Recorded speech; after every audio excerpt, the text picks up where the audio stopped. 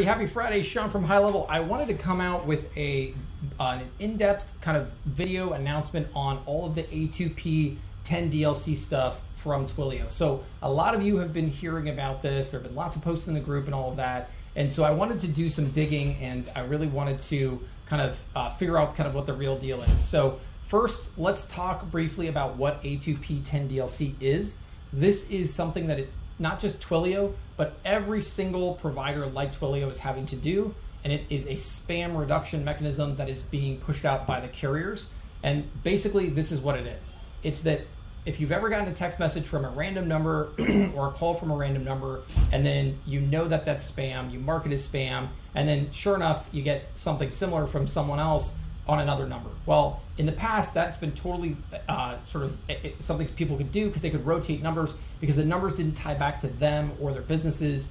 Now that is going to change. And so the way this works is that T-Mobile, Verizon, all the big carriers have a third-party service where anybody who's going to be sending a text has to get registered essentially as a business or as an individual that's tied back to something pretty solid like an EIN or an SSN. Okay, so that being the case, there's been all of this talk about fees and registration deadlines and all this other stuff. And so let me tell you what we're doing on our side and what the timeline is here. So in order to make this a lot simpler and easier, we are going to be coming out with a hosted Twilio model at the end of this quarter.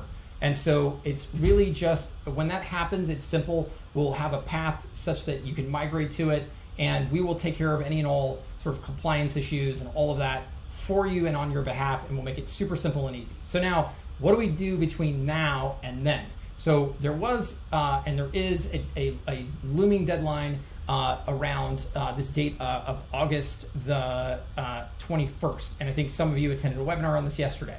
So in the intervening time, I received a communication from a customer who got this email from their Twilio rep, and it's very clear. Deadlines for 10 DLC have been delayed indefinitely by the carriers at this point.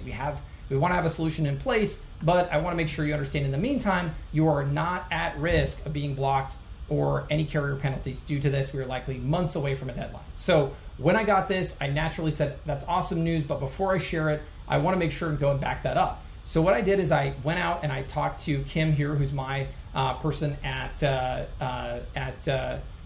Twilio, and this is exactly what she said as well. So here are the additional details. Secondary vetting and fees start August 21st, but this is the most important part to me. This will not apply to starter brands. Starter brands are people who have under 3,000 daily SMS segments and MMS messages. So basically, if you're sending less than 3,000 messages a day for any of your sub-accounts, that is a starter brand. And this is 99.99999% of our accounts. So the reality here is there really isn't anything to worry about. Also, she says regarding the timeline, although a transition period end date has not yet been established, there will be a 30-day notice from the carriers. So at this point, here's the message I'd like to send. I don't think anybody has to worry. I don't think anybody has to freak out. I don't think that there is any kind of Armageddon coming here.